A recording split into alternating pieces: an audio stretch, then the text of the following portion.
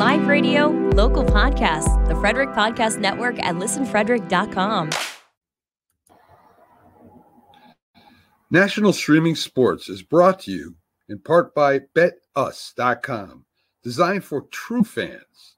NFL odds, Week 1 and futures, college football odds, including Heisman Trophy favorites and playoff odds, NBA odds of division winners and playoffs, Major League Baseball playoff and World Series odds, the National Hockey League Conference playoffs and Stanley Cup odds, and boxing wagers.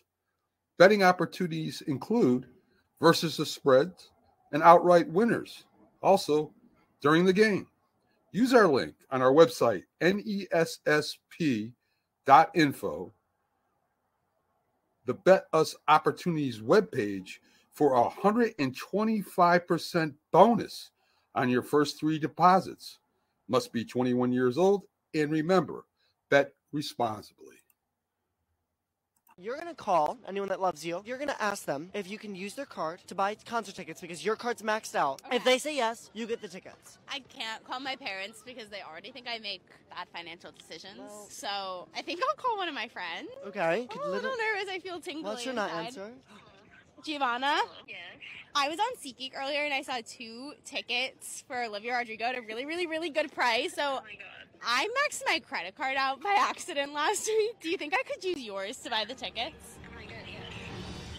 Did I what? Yeah, you got the tickets. You got the tickets. I just want tickets. We're going to go to the concert together. Giovanna, I'll call you later. Love you. Thanks for picking up. Oh my god. I'm going to see Olivia Rodrigo. Yes, thank you, SeatGeek. Ladies and gentlemen, boys and girls around the world, it's time to experience the O's on the Original Sports Podcast.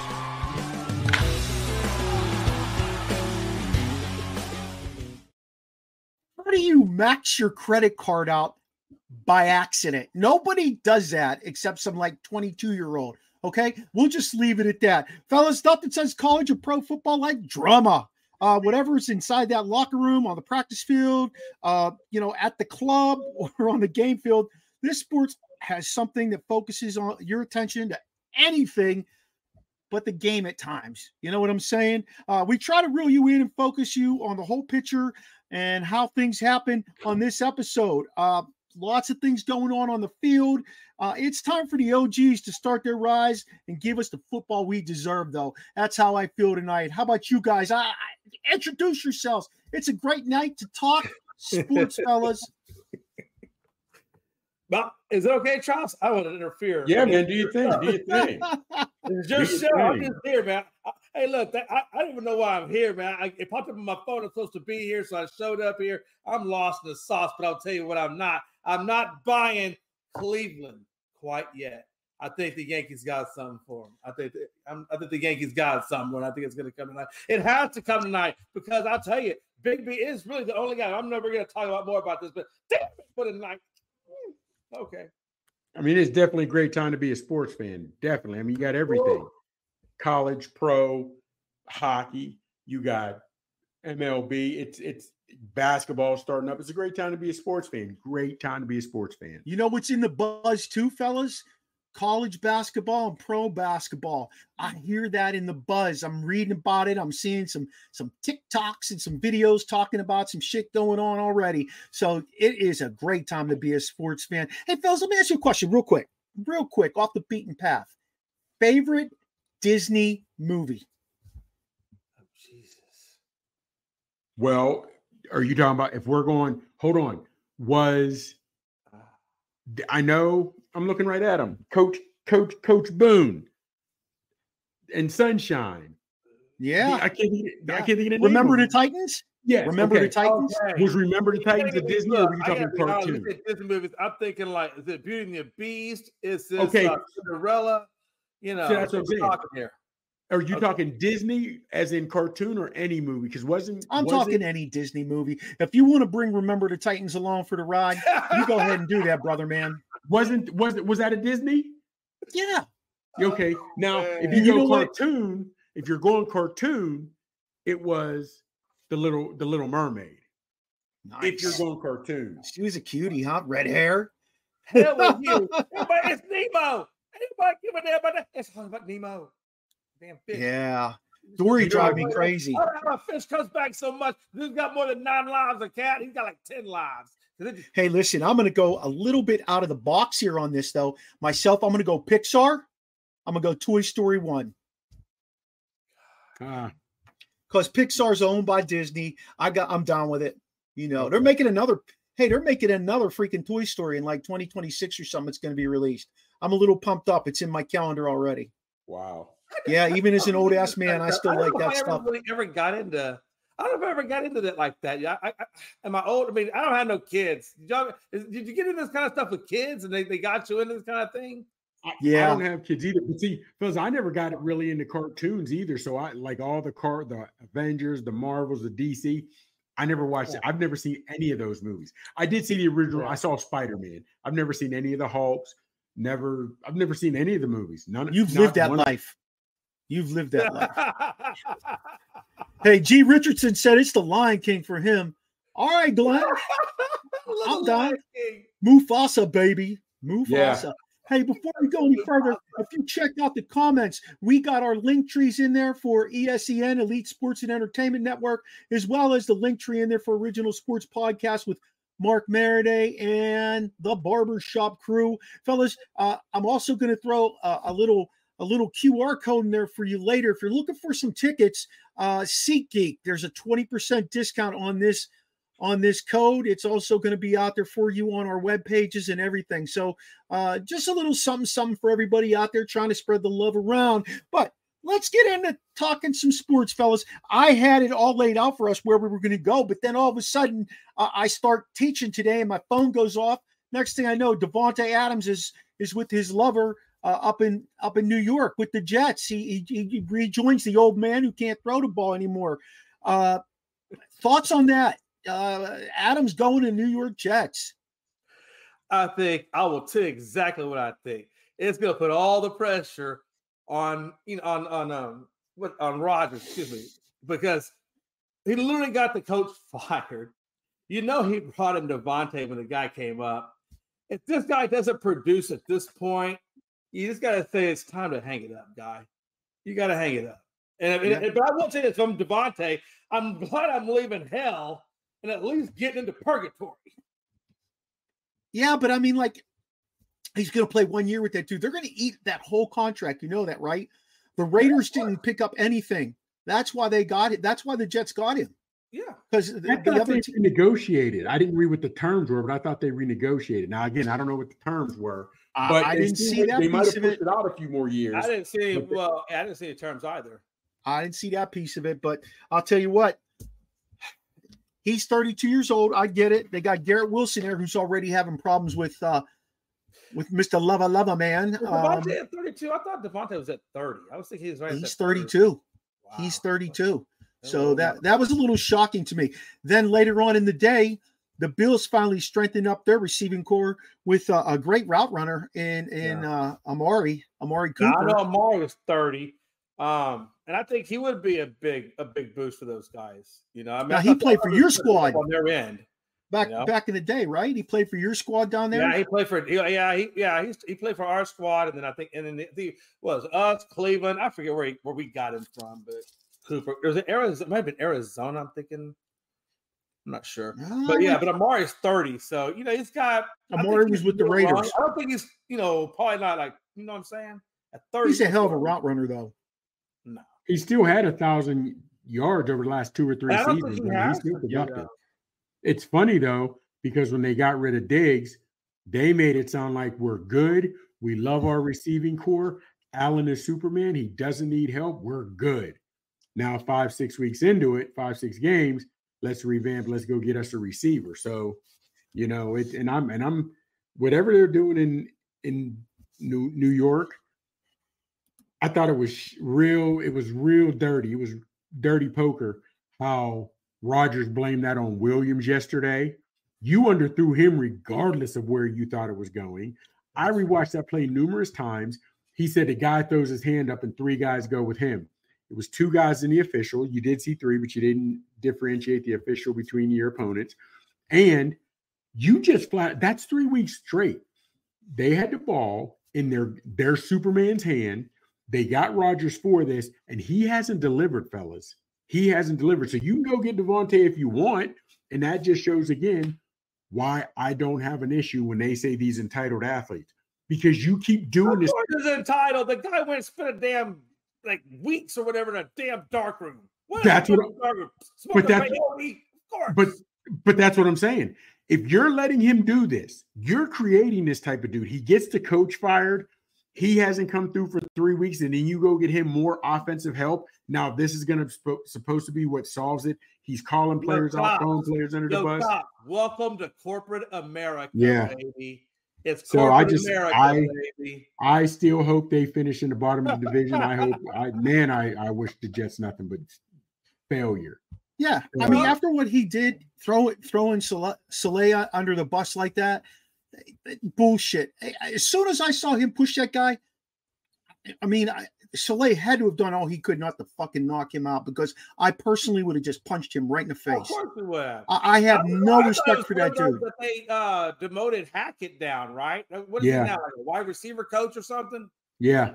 I mean, exactly. Play calling away from him. So, and Hackett was supposed to be Rodgers' boy. So I don't know, man. I wish ill will on the Jets, and whatever they get, they deserve. Rodgers has no boys. He has no friends. Favre went to the Jets. He went to the Jets. Everybody's going to the Jets. And then where do they wind up? In Minnesota. Minnesota! Yeah. That's right. You got Kirk Cousins. Never mind. Yep. Okay, fellas. Rafael Nadal. Nadal won a record 14 career French Open championships. Was the first player to win 22 Grand Slam men's single titles. Retired. Yeah. Where does he rank among the greatest in the sport? Man, regardless of who you're going, you can't put him. You cannot put him any lower than 4. And I'd say 3. But I would say you can't put him any lower than 4. It can't be. And that's pushing it. Like, I'd say top 3. I'd say top 3 of all time. Got to be. That's where I was with it too. Yeah, I had mine as obviously Serena Williams. I had it 1. I think Nadal. Excuse me, not Nadal. I put Nadal right after Pete Sampras. I had Sampras, Nadal, and then I went back to Venus, and then after that, I think I went to Federer, and then McEnroe and Agassi at the end of all that. Wow. Okay. See, I had it totally different. I went strictly men. I had Djokovic. Then Well, he said all time. I mean, I think he does. I think he could go 1 or 2 in the men specifically, but he ain't better than Serena. And that's what. Well, if you I guess I don't know. Are we saying tennis, like you said, is it all time, or is it I went just men. And I did. I'm not gonna lie to you, fellas. I did have Djokovic number 1. I had Djokovic number 1. Yeah, you have to. It was close, and I think only because at the end of it, I had Nadal. I had Federer a whisker above Nadal, but I didn't put any women in it. But since Jay went with Serena, now that throws that. Now you got to put Serena in there. You know what I'm saying? You've had some great. To me, you've had some great women tennis players that it really changes the dynamic. I would say Nadal is in the top 5 still. Yes, with his accomplishments. But I mean, look, you got 20 Grand Slams, 14, like you said, French Opens. I mean, you're definitely in there. I mean, I think it was Sampras. I believe he had, what was it? He was 6 in earnings, 64 career titles. You know, I mean, and then look at what he did in Wimbledon. I mean, he had back-to-back consecutive streaks at Wimbledon. He had what, three years? Then he had like a break, and then he had like 4 consecutive after that. I mean, but I definitely would put Nadal at probably the number 2 guy. I can see him at number 2. I think Sampras is still number 1 for me. Wow. So you got Sampras over Djokovic. Yeah. Interesting. How about guys like guys like, but how about like Bjorn Borg, John McEnroe, Jimmy Connor? Top 10, but not as high as 4 and 5 to me. But I put them in the top 10. Yeah. I'm sorry. What was the question again? I said, how about when you factor in guys like John McEnroe, Jimmy Connors, Bjorn Borg, even Arthur Ashe. You got them guys in tiers. I think what we're talking about, with the Sampras, and the Serenas and Nadal, that's like that level 1. And then I put them guys in like level 2s, and then after that down to level 3s. I mean, because McEnroe still was not like Sampras. I mean, I think McEnroe had, I want to say it was he has one Aussie Open, one French Open. He's got 3 Wimbledons, but a lot of the other guys got like streaks of Wimbledon. So that's why I put him in that second tier. I think McEnroe was more of a personality in the game because he was off the chain. He really was. That's why. To be honest with you. But he could only be that way because he did win. You know what I'm saying? Yeah. So that puts him up there too. But see, it's also hard for me in a lot of sports like this where you're going with throwback players where just physically they weren't big, strong, fast. They didn't take care of the body the way they do now, where it's harder for me to place those guys in those sort of sports against guys playing football or guys playing basketball where they got more physical, whatever have you. But actually you can. Because they're going against their own people at that percent. You take that basis. How are they in their own specific class, and how did the other guy do in his specific class? You can kind of measure that out, right? But see, I look at that as the same way. If you're All-American at D1, that's significant talent you're going against. Than if you're going against you're All-American in NAIA. There are a few guys that are NAIA that can last. You know, like I look at some of these guys that were running bases years ago, like Willie Mays. Willie Mays to me could have played in any era, baseball in so could Clemente. In any era.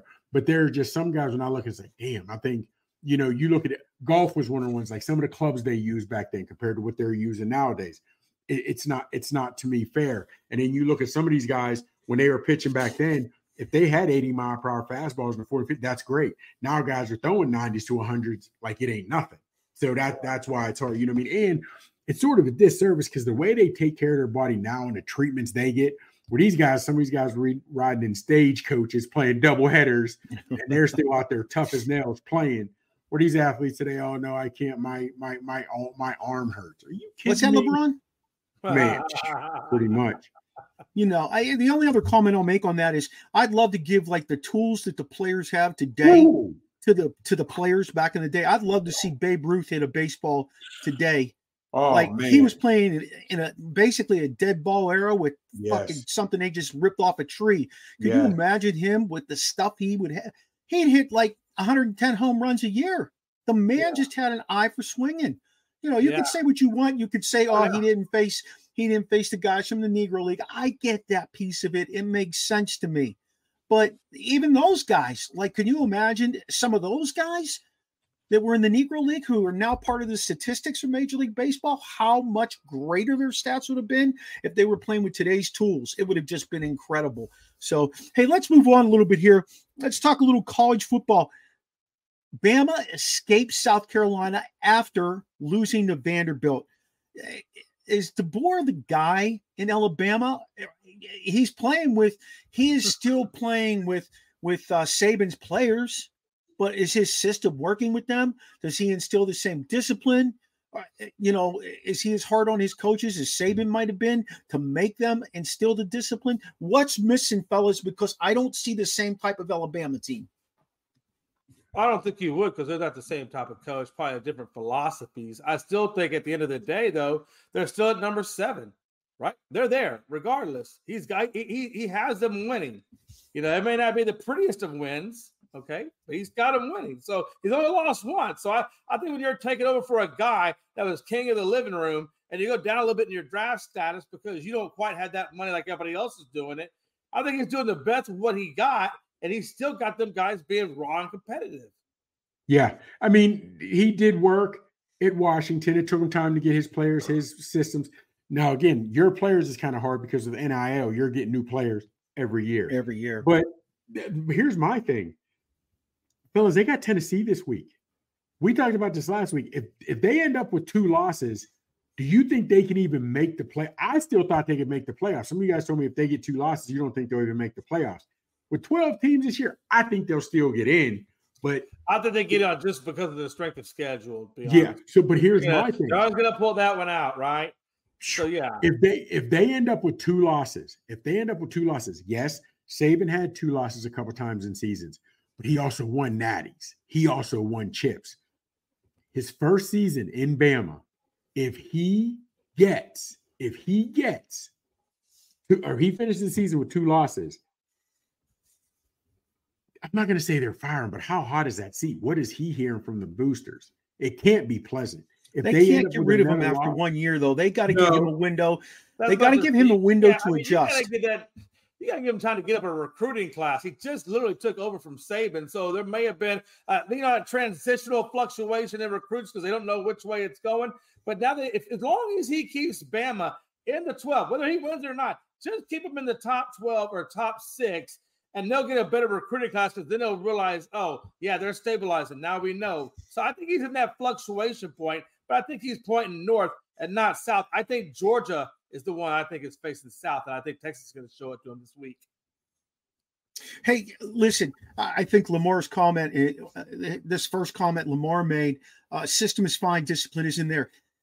I don't know what kind of discipline DeBoer runs. I think he needs to learn his coaching staff and how to enforce it via his coaching staff, because it's just not the head coach when you're dealing at that level.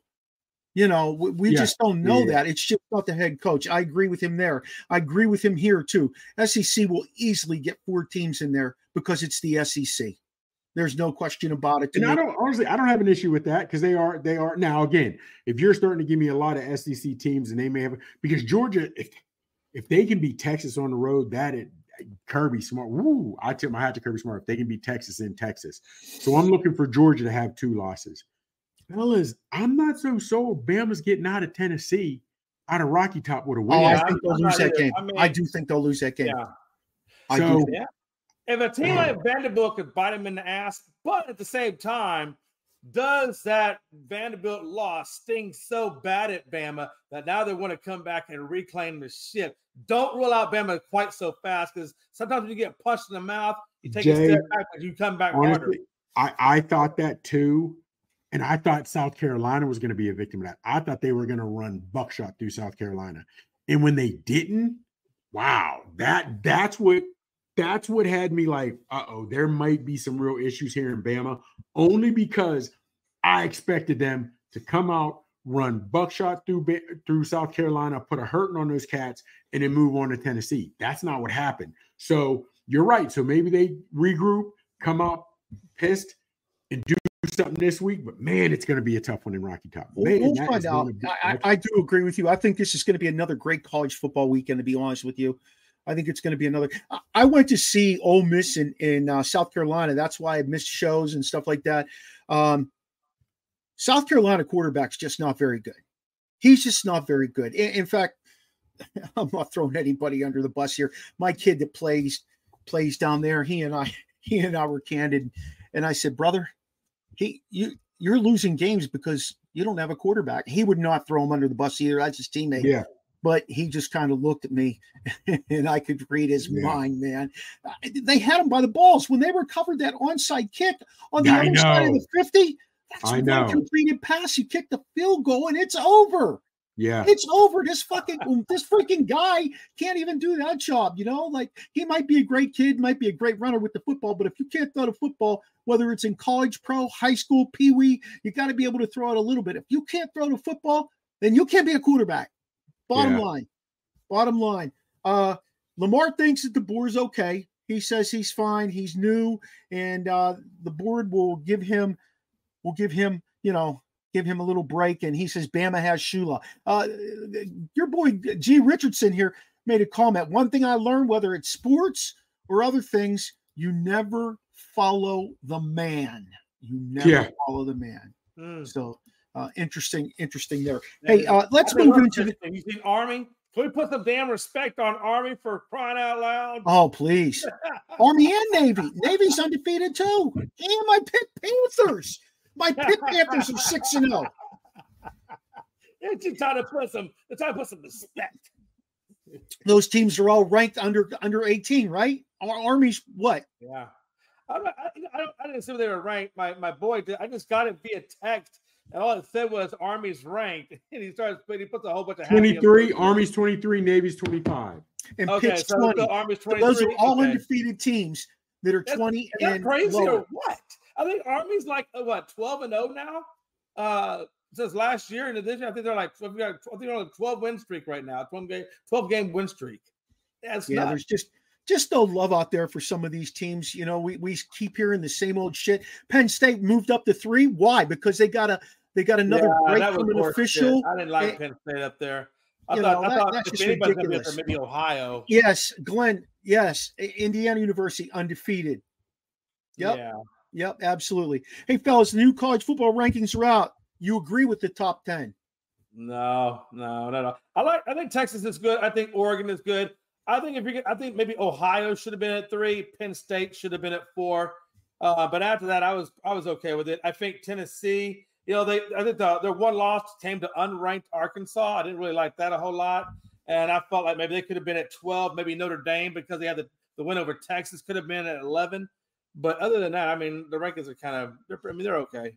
All right, I'm looking at ESPN's rankings. Texas 1, Oregon 2, Penn State 3, Ohio State 4, Georgia 5, Miami 6. And Miami should have 2 losses, fellas. I'm sorry, they should have 2 losses. But again, they got a little loving. Alabama 5-1, number 7. LSU 5-1, number 8. Iowa State 6-0 at 9, and Clemson 5-1 at 10. And then you go to Tennessee, Notre Dame, BYU, Texas A&M, Boise, Indiana. Indiana 6-0 is the whole way down at 16. I did not look at the schedule, but had they played any ranked teams, or has it all just been small town schools? It has been basically. I don't really count that for Indiana. They haven't played anybody just yet. No, they haven't. That's what I'm saying. That's why they are where they are. They beat UCLA and they beat Northwestern. Those are the biggest names. Now they got Nebraska next week, and they still don't even play. Nebraska. They don't know. They don't even play a ranked team until they play Michigan at 24, and that is, second week in November. I don't even consider beating Maryland laying the ass to anybody, because Maryland. I don't know if Maryland will win again this year, to be honest with you. And I'm right there with them, But I don't understand how Oregon had 6 number 1 votes, because OSU loses that game, whatever you want to call it. Yeah. That was just a mental breakdown. The quarterback Howard didn't realize where he was on the field. Because in Texas, honestly, fellas, who has looked better than them? Regardless of so I give Texas. I got to give them that credit. Texas is the number 1 squad in the land. And to be honest with you, I told you before, I hate these rankings until about the 5th or 6th game of the season is when I'd like for them to start, ranking. Because again, Penn State, they haven't played a whole lot. It's a Pennsylvania team, so I'll give them love. But right now, honestly, if Penn State plays Ohio State, I'm going with Ohio State. If Penn State plays Georgia on a neutral field, I'm going with Georgia. You know what I mean? So regardless of what your rankings are, but it is what it is. But again, once these playoffs start, fellas, they're going to help, because teams, I got a high ranking. So you may get an easy team the first week, first round, but I can't wait for these playoffs. I'm excited. I'll tell you what I do like is the fact that, man, this year for Texas was huge, right? Archie Manning, first SEC game, Mississippi State is looking good. He's playing good. He's looking nice. That's a future killer. Not only are we going to get it this year, but we're going to get it next year. You just got a glimpse of next year. Yeah, baby. Quinn Ewers is gone. He's gone. They're saying he's a top 5 quarterback. I think he's in the top 2 currently. Yeah, Ewers. I do. I really do. He's got size and he's got smarts, and he's been in New York. I could see that easily. Or the Raiders. The Raiders. Yeah, hey, depending on who. I guess who falls first. I guess going back to Penn State, they go to Wisconsin this week. No, they go to Wisconsin on the 26th. Then they got Ohio State at home, Washington at home. Then they go to Purdue. Then they've got they go to Minnesota, and then they finish up with Maryland. So what? They could lose to Ohio State. Technically, looking at this, they could lose to Ohio State, maybe Wisconsin in Wisconsin, maybe Minnesota in Minnesota, but they really don't have a tough road ahead. They're probably going to lose one of those, but they don't have a tough road ahead of them. They know Michigan on that schedule. They hold their own fate in their hand. You can't ask for anything more. You can't. Yeah, I mean, here's who they played. Before they beat USC, their opponent's record was 10-14. Their opponent's win-loss record was 10-14. They beat West Virginia. They beat Bowling Green. They beat Kent State. They beat Illinois. They beat UCLA, and then they beat USC. But UCLA and USC, neither of them were ranked. Penn State struggled with USC. Struggled. Yeah. So it'll be interesting to see the way that plays out. Yeah. Let's talk a little bit about baseball, because we got baseball. It's kind of in the home stretch here. ALCS, you got the Yankees and the Indians. The Yankees bats were cold for a long time, except Stanton. He finally woke up after a couple of years of taking a nice long nap. Man, he's been pounding the shit out of the ball. But that Indians pitching runs deep. The Indians pitching runs deep. Thoughts on that, fellas? What sticks out to you?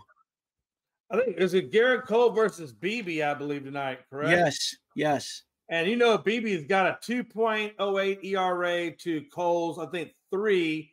And if I'm not mistaken, Stanton, I don't know where the hell this man came from. It sure was another regular season. But, man, if that guy showed up in the postseason. Yeah. The only problem is, well, and the playoffs have been interesting. And they've been fun to watch, exciting to watch. It just bothers me. Was that Cole that went 6-7 innings the other night? Was that Garrett Cole? I think where you're not seeing that anymore. You know what I'm saying? And all these guys are what did they win? The Guardians. Didn't they win one game with 6 pitchers or something like that? Yeah. I mean, that's not how I don't like that sort of baseball. So I'm behind the times on that. I understand things are changing. I love seeing the starter give me a good 6-7 innings. Get your middle reliever. If he can go 3, great. But if he can give you 2 and then bring your remember your Pedro, remember Ramirez. They come in and shut. That's what I would tell you this, man. Hey, Aaron Judge, he better come with a little bit more than that 133 batting average. Yeah, that's what he put up in game 1. I mean, that's Bonds-esque. Yeah, you got to have more than just that. So I mean, Soto's pulling this weight. Stanton's pulling this weight. And then Monday night, typical Judge disappears. On Monday night, I do 108 Stitches baseball podcast with the guys from South Florida Tribune, Scott Morganroth and George Eichhorn, Trent Clark are the regulars on there. And we were talking last night with Eric Katz, another guy who was on it last night. We were talking about how they were using openers like the Pirates had used openers. You're bringing in a bullpen guy for a couple innings, and you bring in another bullpen guy for a couple innings, and another guy for a couple innings. It's almost like Cleveland could do that and win because their bullpen is deep. It is. The bats got to get live, though. The bats have to get live because you realize with that roster, I understand Judge has been cold as leftover pizza, but if he gets hot, you never know what he's capable of. That's the kill. So those Guardians bats have to come alive. The pitching will be there. The pitching's been deep throughout the playoffs in the season. That's helped them. And the crazy part is, let me ask you this, fellas. Are you going with the Yankees to win this series, or you still think it could be close? You got the Yankees winning it. I got the Yankees and Dodgers in the finals. Yeah. Okay. So everybody's serious. I don't think it's 100% for me completely sold on that. I mean, it just depends on how the bullpen for me and that Weaver, man.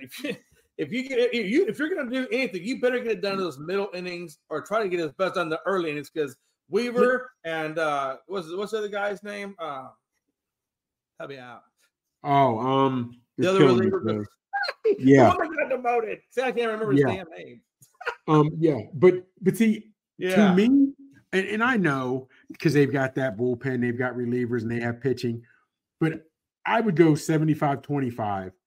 It's the Yankees going to win this, if not 80-20. 80% of me says Yankees. But in the regular season, they only won 2 more games than the Guardians. So it should be a closer. I'll tell you else. Hey, Cleveland and New York both were at 6 hits each. The only difference is New York was able to drive them home. My biggest thing for Cleveland is when you get those guys on base, gotta get them home. Yes, manufacture your runs. I'll say this about it: those two teams played steady baseball all year. In the National League, with the Mets and the Dodgers, little bit of a different story, okay? The Dodgers played pretty much steady baseball year, but the Mets got red hot. Yeah, they were like a heartbeat. They were late June, early July, whatever it was. They were like and they are riding a red hot team. Okay, I know they lost the first one, but they bounced right back. They split in they split in LA. That says something about them. You know, I mean, really. Now, actually, I like the Severino matchup for the Mets over at Buehler, because I think Buehler's got like a 10.80 ERA right now, 0-for-1, and Severino's done pretty good. He's got 4.5, 4.5, but the whip is really good. He's got 1.33 to Buehler's 1.60. So I feel like the pitching is in favor of the Mets. You know, they just got to make sure that they can match it with the bats and not let the pitchers go to waste. I'll tell you what, I watched the first game. I didn't get to see the second one because I was teaching. The Dodgers, once they start hitting, they don't stop. Like once one guy starts hitting, it's all downhill. Like every guy coming up. There's so between Kike, between Hernandez, between Metz, between Freeman, between Ohtani. Yes, where's the look at Ohtani. Ohtani's got what, a 2.22 ERA, batting average, and Betts is at 192. I mean, it's not like the Dodgers are playing lights out baseball on the bats either. All you got to is put up a few runs. I would say at least 3, and then really ride that pitching and ride that defensiveness. My last comment on this, and then you guys can make another comment if you'd like, but 3 of the 4 teams have the highest payrolls in baseball. Yes. And this is why I have a problem with Major League Baseball. Yeah. Yes, I'm a lowly Pirates fan. When I talk about them, I should have a freaking bag over my head. Okay. Chop, same thing. He's a lowly Pirates fan. Yeah. But, you know, baseball lets this happen. They let this happen. No offense to the Astros or anybody like that, but they let this happen and they don't care. You know, I have a problem with that because growing up back in the day, because Chops and I are old bucks, back in the day, it was an even playing field. Guys weren't moving all over the place for $500 million. It's hard for me to watch the scrap that they bring into Pittsburgh and then watch teams sign guys that they could have signed for a fraction of what the guy might have been worth. You know, that's just that's me going off on a tangent. But like I said, 3 of the 4 teams are the highest paid salaries in baseball. Before we move on to the NFL a little bit here, fellas, Jay, go ahead and tell them a little bit about you, where they can find you, about your show. Give them the lowdown, buddy. Yeah, so you can catch me usually Monday, Wednesdays, and Fridays on Coast to Coast over at Northeast Streaming Sports. And then you can also find me on Unscripted. Me and Logan usually go out Thursdays live. You can find us on the ESPN Facebook page. Also, TikTok, everywhere else. I mean, we're all over the place. So, yeah, I'm out there. Just go to ESPN, and pull it in. You'll pull it up. Chops, you want to give them the lowdown on it? Thanks, Jay. You want to give them the lowdown on your new show? Haymakers and submissions. I love. You gonna say strippers, haymakers and strippers? Oh, wouldn't be a bad thing. Wouldn't be a bad thing. I'll tell you what, you get some people. But I love it, man. Our haymakers and submissions. It's a combat sports podcast, so anything boxing, MMA. We love it, man. Wrestling, not WWE wrestling, the Greco-Roman freestyle wrestling. Mud wrestling. You know, yeah. What? If they start banging at it hard, we'll get man. Hey, there's no ladies fight the bingo. I'll put it on. Plenty of lube. Check out our guy Jay, or check out Glenn. Hey, making them dollar bills, making it rain for the strippers. Oh man. Okay. Hey, let's move along, fellas. I want to talk about an injury before we go any further, and I want to pick your brains a little bit. Hey, Aiden Hutchinson. Fellas, his injury was brutal. If you haven't seen it, it reminds me of when Tim Crumry broke his leg. It reminds me of when Theismann broke his leg. Those were career-ending injuries. I hope this young buck doesn't have a career-ending injury, but he's got a long road to hoe. Now, my question to you is, first of all, if you're out there and you haven't seen it, Google it. Aiden Hutchinson of the Detroit Lions broke his leg, making a play on a quarterback. But make sure you're different. There's a difference between breaking it and fracturing. He didn't break it. He fractured it. Yeah. And he broke it like Theismann did. He broke it, like those guys, or Alex Smith did. Yeah, it probably would be a career ender. But he only fractured it. it's not as bad as you think, man. Look, Campbell is already fully expected. He has not ruled out that he won't be back for the playoffs. Wow, that's interesting. Yeah, he's already come out and said it. He said. Well, he is only 24. He's like 24. He was in surgery that night. Night in the Detroit, excuse me, in the Dallas. I had him pegged to be NFL or I had him defensive player of the year. That was my sleeper pick. Sure. And he was playing like it. But why so many injuries in football anymore? I mean, think about some of the guys that are out. We all play fantasy football. Think about some of the guys we don't have playing between CMC, Puka Nacua, Aiden Hutchinson. Well, the list goes on. A lot of those teams weren't playing their starters at all, hardly. There was a lot of teams out there that didn't even play their starters in preseason. Yeah. And then you want to come out cold and come up against these guys at full contact. Well, yeah, I'm sure you probably will. Probably the other one is the amount of games now that they're stretching the season out by. And then of course, it goes also just down to lack of conditioning and some of these athletes not taking care of their body. And that was crazy on Hutchinson's, because that to me was that play when he swung his leg and that shin on shin. We call that shin on shin in Muay Thai when you're throwing a kick. I would expect him to scream. I would expect him to yell. But the way that broke, it was almost like that's just a freak accident. He's rolling, whatever. And because it'd be different if he'd have swung and he'd have hit somebody's helmet, the crown of somebody's helmet, whatever. But he hit another man's shin, and it was a freak accident. That was rough, man. That was rough. Yeah, that's the thing though, right? You got the hip drop, tackles is hurting guys. You got guys, like you said, offensive linemen that are rolling on top of these receivers. And 300 pounds, like Nick Chubb, we got 300 pounds, and they're taking left and right all at the same time. That's just a lot of it's freak. But, let's be honest, though. I really think, though, they needed more conditioning before they just got put out there, which is what they're doing now. They really don't hit in camp either. I go every year to Steeler camp, and they don't bang there. I say that's part of it. I agree with you, but they got to figure that piece out, because we shouldn't be watching the NFL and all the many of the top stars are out for the better part of the season. Big shout out to Linda McGrath out there. Yes, I am Mark, not Mike. And I guess I'm kind of honored that you said I look like your cousin, Mike Gellion. He's probably a hell of a good-looking guy with ladies all over the place. But thanks for watching us. She's on our Roku channel. I appreciate that. That's awesome. Thank you so much. Let's keep going on the NFL, fellas. Vikings go to Detroit. Chiefs go to San Francisco. Who's going to be undefeated? I'm going to go Vikings. Yeah. I think it's in Minnesota, and let's be honest. Now that what's his name over there, Aiden Hutchinson he's on the IR. That's a big part of that defense, and that secondary is suspect. And I swear, Darnold is having the time of his life in this offense. Brian Flores is coaching that defense, and them boys is executing. Are you not rooting for Darnold? Because you know what, he was put out to pasture. He was headed to the glue factory. He gets to Minnesota and his career is resurrected. We've had several guys this year who've had their careers resurrected. Baker Mayfield. It's so justifying to see that happen to these guys, because teams sold them out so easily. Cleveland would probably give their left nut to have Baker Mayfield back over this clown that they gave all that money to.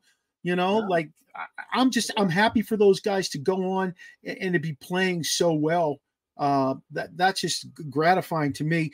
Chops, I'm kind of going to go with not only the Vikings, but I'm going to go with the Chiefs too. And I'm going to tell you why I'm going to go with the Chiefs. I don't know if San Francisco's playing as good of a ball as you think they are. Ayuk is not producing since he got his contract. They still don't have CMC. Okay. Their defense has not looked as lights out as it had been. Now, maybe they pull it back together going into this week, because this is a big game, but I don't know. I really like what Mahomes does, and he has not had a game to be reckoned with yet this year. Last week. Man.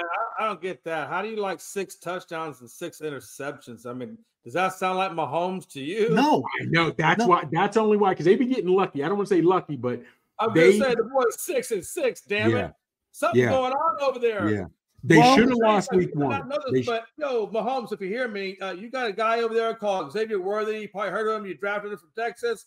Throw the damn ball. Yeah, and think about this, Jay. He's got Xavier Worthy and a rookie and Juju Smith-Schuster. That's his top 2 receivers right now. Yeah. That's his guys. How can that be possible? Juju had 130 yards last week. Yeah. He sat out there for 2 weeks as a free agent. He got cut. Yeah. Sat there. Then Mahomes once again resurrects that guy's career. Pittsburgh's been looking for a receiver since the beginning of time. After they traded Deontay Johnson, not getting Kelsey the ball as much as he did last season. I mean, he's really almost getting away from Kelsey a lot, which is really crazy. I mean, that's vintage. I've never seen before. They always throw the ball. Yeah, but Kelsey's kind of taking a back seat a little bit over there. Well, who had a big game last week was Kittle. Kittle had a nice. He had a big game. He had been nicked up for a few weeks, even though he played through it 1 week, maybe 2 weeks. But he had a hell of a game last week. Unless Kansas City takes him off the field, he might be the go-to. He might be the go-to guy for Purdy. San Francisco, Mason's over there. He's kind of banged up and questionable. I think Tyler Hunt is getting reborn a little bit. I mean, he's putting up some pretty good yardage. I'm looking for Hunt to have a pretty good day out there, feasting on San Francisco's defense, honestly. It'll be interesting to see what happens out there. Hey, let's move into a little Steeler talk. Obviously, Chops and I are big Steeler fans. Was this a rebound game for them, going to Vegas and just smacking them around? The defense was lights out, okay? Yeah. They put 32 points on the board. The Steelers haven't put 32 points on the board since I think Ben Roethlisberger was the quarterback, to be honest with you. Here's the thing. They didn't give up the points, the defense, but they got turnovers this week like they did last week. They do, the offense capitalized this week, which they didn't do last week. You know what I'm saying? They capitalized against the Raiders, which they didn't do against Dallas. But I'm glad because they needed it. They, as in the offense, needed it because they needed to show they could put some points up. Now, I understand NFL is a week-to-week, what have you done for me lately league. I get that. And whatever you did last week doesn't carry over to this week. I get that. But I'm hoping they can build on the momentum with the confidence because the Jets are coming in and the Jets defense hasn't played up to the hype they were given preseason, but they have the talent on that defensive side of the ball. So I'm hoping they open it up a little bit, and I'm hoping that gives them the confidence to get the ball rolling, get that off. Whispers in Pittsburgh and all of this. So the Steelers have played one team that's above 500 with Atlanta, and that's 4-2. But Denver, Chargers, Colts, Dallas, all of them are just barely 500 teams. And then you get Vegas 1-4, and you get all excited because you beat a 1-4 team. Ooh, so happy. Well, you're right. You're right. Hold on a minute now. Look, they have not really been challenged to say that. Let's just be real. We have to get the wins now because they're there you go. That's just how you know your team sucks. We got to get the wins now. Well, hold on. Nobody. Even the fan is horrible. Jesus. Nobody sees second half of the season as hard as the Steelers. You got to get those wins now. Chops, I know you think about me, don't you? I know I'm in your nightmare some kind of way as a Steelers fan. They got to get them, man. That second half of the season is a gauntlet. Who's that creeping in my window? Hey, they got in 10 days. They've got the Ravens, the Eagles, and Kansas City in 10 days. I know. Wow. You know that's insane, and that's at the very end of the season. You know, so if they don't get, cow. Going to 5 wins this week is going to be crucial for them. Going to 6 wins against the Giants going to be crucial for them. They got to go into their bye week. It's 6-2, in my opinion, because coming out of that bye week, they got to play 500 ball at least.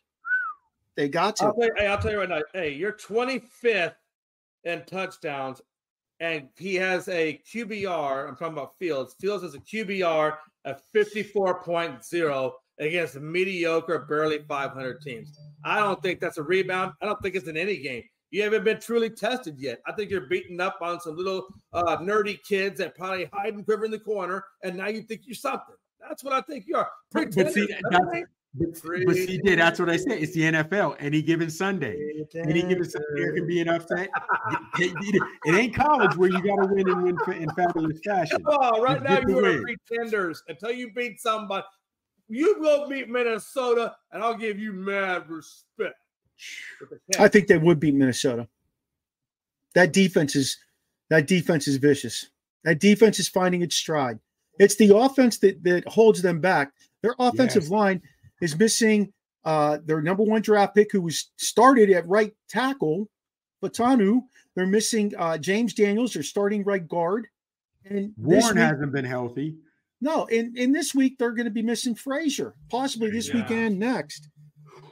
You know, I mean that hurts. Now the whispers. I don't know if they're whispers anymore. What's coming out of Steeler camp is that Russ Wilson is going to have the reins this week. I don't get that.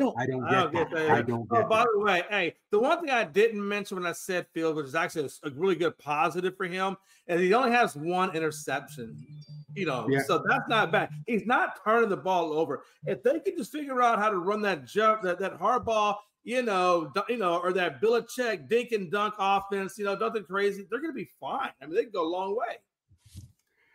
I don't get why Tomlin's doing that. If that is true and Fields is sitting the bench and Russ is starting, I don't get that. And here's why. And just hear me out.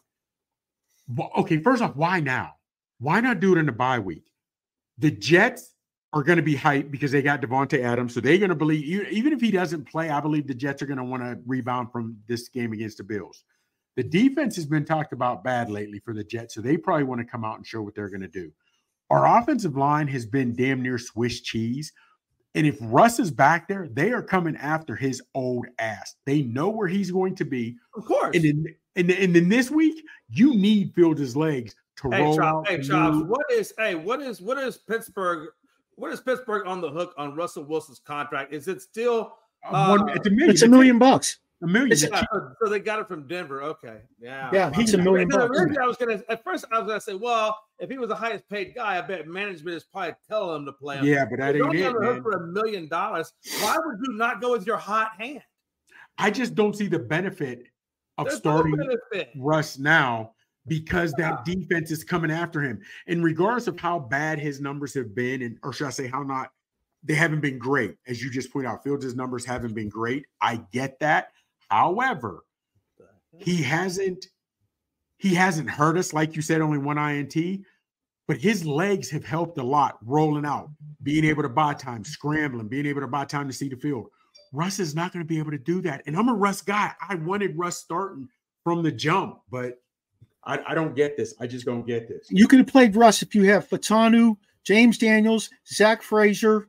If you'd have had your normal starting line going right there. Yeah, but if this were pissed, we'd all be drunk. We can't do that. You know what I mean? we can't. That's what's worrying me. Why are you're setting Russ up for failure in my eyes with it? I just don't get it. Well, he's coming off the calf injury. Kind of set his own self up for failure when he left Seattle and had I'm gonna have my own office away from the clubhouse. Now, Russell Williams failed himself. Okay, he lost the hunger. He's not hungry anymore. He's just playing passive at this point. Just like Aaron Rodgers, they're all just passive. I mean, come on, you got 1 Super Bowl. Great. I'm sure your whole team has kind of carried you too, but you haven't done shit since. Neither one of them have done shit. Well, he had 26 touchdown passes and 8 interceptions last year in Denver. That's what he had. Okay, and that was behind a porous line. I don't know. I just don't agree with Tomlin. I'm with you. Hey, I think it's time to move on from Russell Williams and call Russell Williams who Russell Williams is. A backup. Jay, I think this message is for you. Somebody needs you to hit them back on Grindr.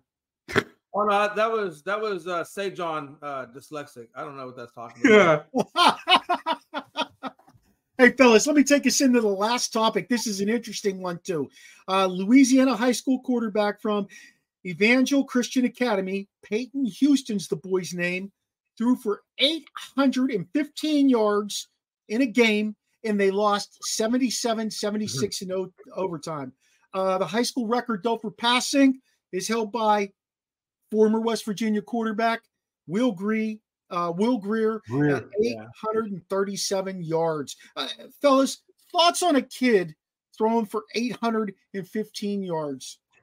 Yeah, he's on a good offensive team with a really shitty defense. Yeah, that's it, man. Let's be honest. If it's 77-76, obviously neither one of those damn defenses was doing shit. Yeah, that's the bottom line. You lost. If you look at it right now, if you look at it in the standings right now, I think they're like 1-7 and then like 1-8 in district. This is a bottom rung team. So I guess it's a good player on a really shitty team. Welcome to the world of sports. Yeah, that to me, first off, when you throw that many yards in a game, you played the entire game because your defense kept giving up points. Because you know what I'm saying. So there's literally no run game. None. Their run game were screens. Yak. Quick slot throws. Jeez. So that's to be even like Will Greer. When you see a lot of these guys with crazy high school numbers, then when they get to college, you don't do as well. Or guys that have like a lot of the Texas Tech quarterbacks before your boy Mahomes came in, because Texas Tech was always putting some nice quarterbacks with great numbers into the league. Then they fizzled out. They didn't do anything. Right. You know what I mean? So I see it, like I said, Will Greer throws for 800 and some in high school. You get to college, you're okay. But now, what has he been on a different team for the last 5 years? He's in the league, Will Greer. It's just can't get it. But I don't. Yeah, great. But let him have a parade for you at the high school and. It really doesn't really matter a whole lot when if your teams really aren't that good. You're not even ranked in the top 25. Come to Texas. North Shore High School, number 8 in the nation. Let's go. Hey, great show, fellas. Love the input. Love the energy. Thanks so much to Jay for joining us. Jay, go ahead and give them all your stuff again before we leave the show. Hey, I'm Jay McLovin. You can find me on everything that's ESEN related. TikTok, Facebook, YouTube, whatever. That's where I'm at. Always putting content. I also coast to coast on Northeast Streaming Sports and 100 Yards of Football. Don't forget to check out the link tree for ESEN, which is in the chat. Chops, break it down for us. Your boy on the Twitter is the real Big Chops. On the gram, it's Big Chops 824. And of course, on Facebook, my government, Michael Gregory Mills, and on TikTok, it's Big Chops 79. But you can find me anywhere in the ESPN. I'm on there. I love being on the network.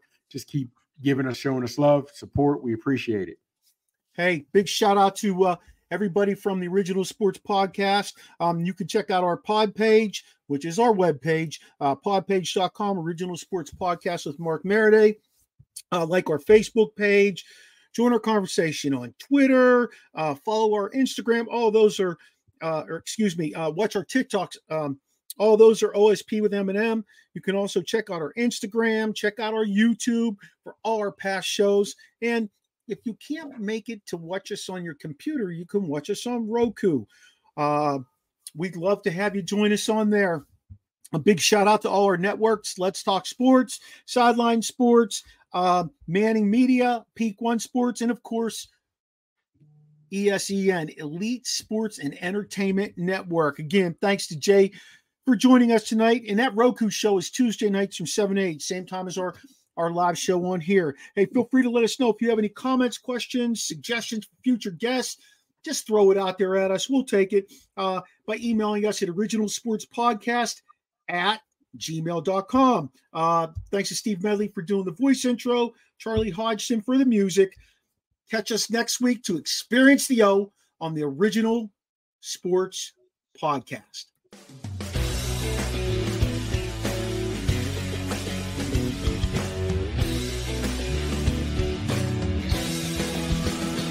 This podcast is part of the Frederick Podcast Network. Learn more at listenfrederick.com.